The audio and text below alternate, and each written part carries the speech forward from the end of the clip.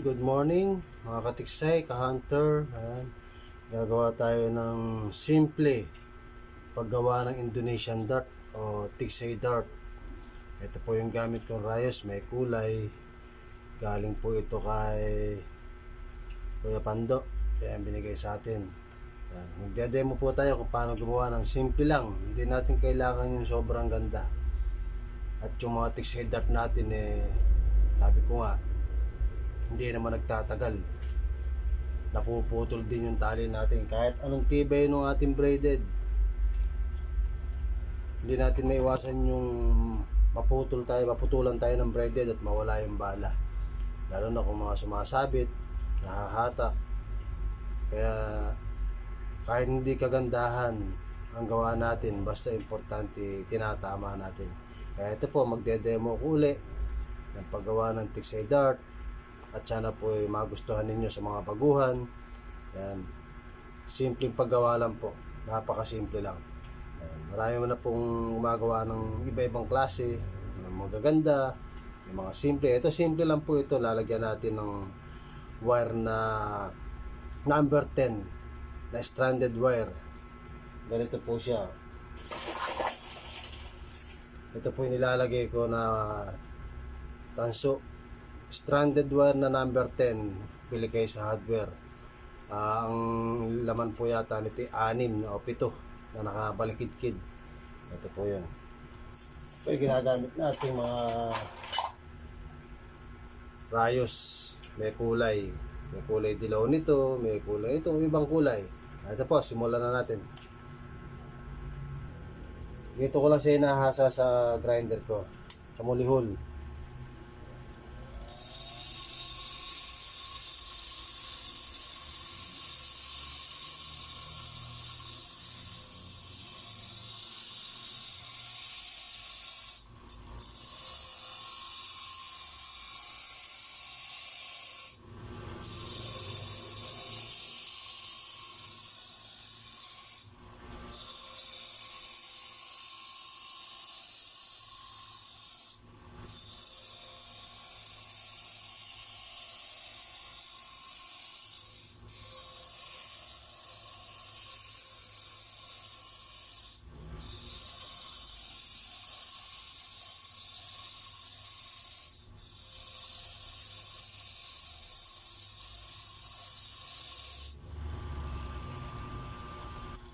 Yan, bali naputol ko na siya ng 5 inches.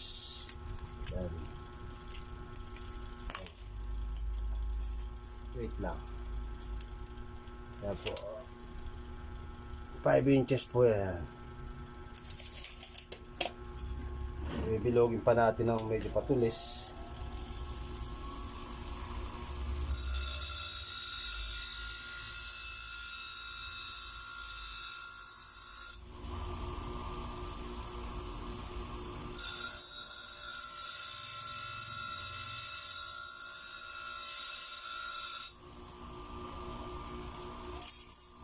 Yan po yung ano niya, sakto-sakto lang. Ayun, tatanggalin ko yung pintura dito.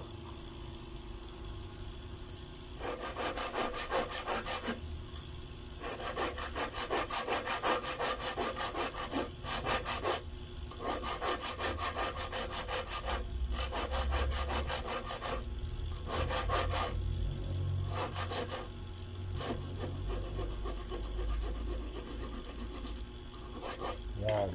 Tinanggal ko na po yung pintura. Yan. Tinanggal ko na yung pintura dito. Babalutan natin ito ngayon ng wire na stranded. Ay ikutin lang natin dito. Kasi iba nagtatanong, saan ko daw binibili yung spring? Hindi ko po binibili to, ginagawa ko lang. Ay ikutan nyo lang siya ng wire na stranded number 10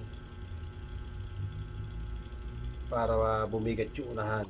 Mas maganda po medyo mabigat yung unahan para mabilis sa ilalim kung malalalim yung mga tinatarget nating isda. Yan. Putulin.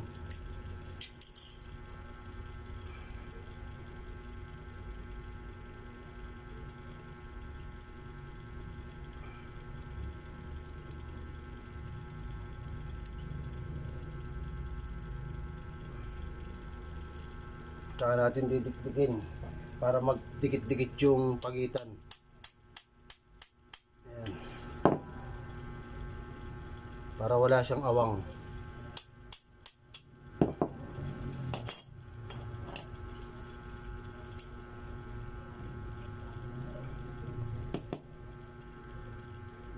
Yun. Yan na po yung kayarihan niya. Oh. Gagrinderin pa natin to para magpare-parehas yung laki. Ayan. Panoorin nyo lang po.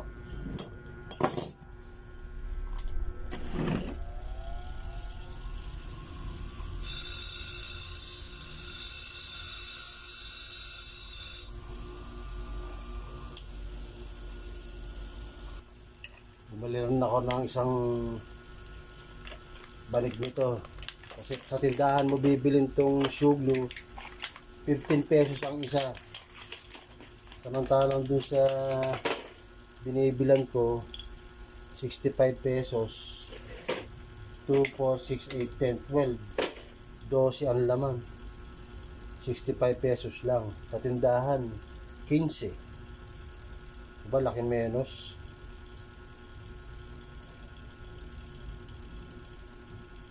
Lagyan natin ng shoe glue to para hindi siya umikot pag hinasa natin.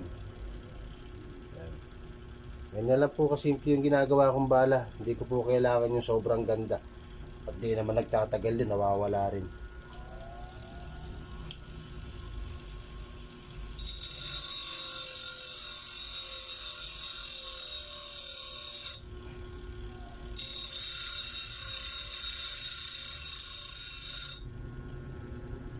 Yan na po.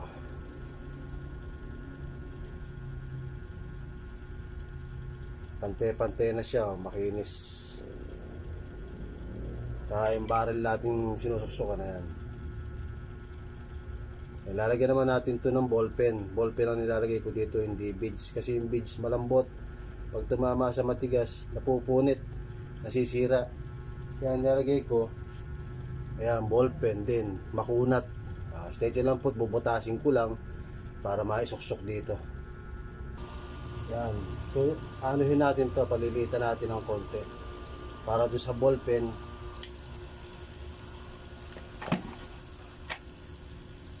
tsaka para dito sa stopper nitong tanso. Hindi masikip lang. Maliit yung aking talim ng barena, papalitan ko para nakain ko ng konti. Yan, napalakayan na natin yung butas. Medyo masikip siya, kailangan para make sure lagyan natin ng shoe glue para hindi siya bumitaw. Ayan. Yan po yung ano niya, stopper ng tanso. Ngayon hasain natin dito ulit.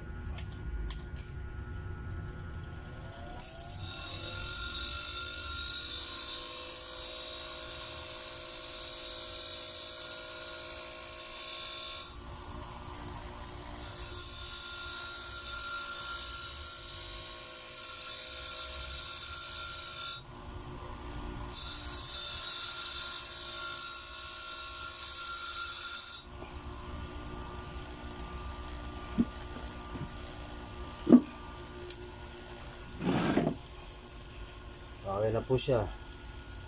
Ayos na. Yung pandulo,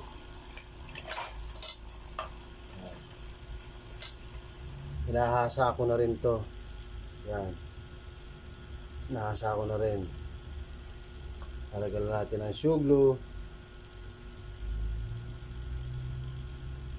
para hindi siya bumitaw.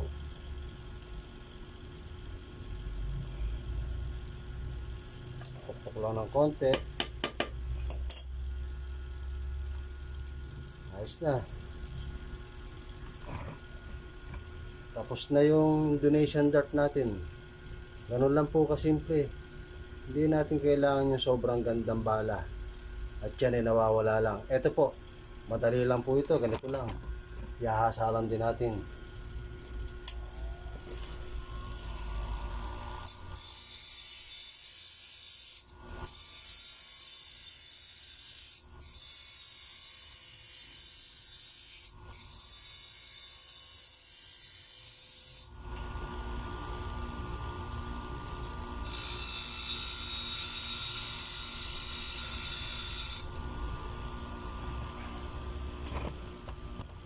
Ayun.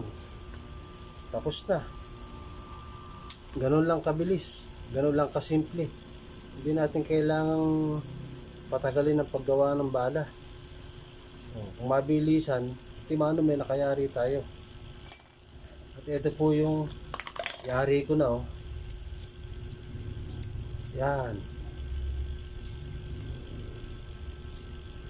Ito yung mga beads ko. Yan yung mga unang gawa ko. Pero pinalitan ko na to. Ginawa ko ng mga ball pen. Meron din akong stainless. Yan po yung mga gawa ko na. Ito naman sa stopper ng beads. Ano lang po ito, sinulid. Tapos papakatan ko ng shoe glue. Pinaikutan ko ng sinulid. 5.5 inches po ang haba nito. Itong mga ibang mahaba 5.5. Tapos yung iba 5 inches lang. Pag wala po akong ginagawa, ito lang. Gagawa ko ng bala. Sana po yung mga baguhan at hindi pa ganong marunong gumawa ng bala nakakuha ng idea kung paano gumawa ng simpleng Tigsay dart o Indonesian dart. Ito po yun. Napakarami ko na po nagagawa sa araw-araw pag walang trabaho. Padala-dalawa sa umaga, dalawa sa hapon, nakakaipon ako ng bala. Ito po yung yari ko. Pagka beads kasi obligado lagyan mo ng stopper yung likod. Uusad at uusad yan kahit lagyan mo ng pamakat. Hindi ka mukha nung ball pen, mahigpit siyang ipasok. Talagang kahit wala siyang pandikit na glue, hindi siya ma-atras. Ito po, thanks for watching. Sana po yung matutunan ng mga baguhan yung mga datihan po yan, pagandahan po ng paggawa ng bala. Ako po simple lang gumawa, hindi man kagandahan pero tinitiyak ko itatama. Thanks for watching po at maraming salamat. Merry Christmas.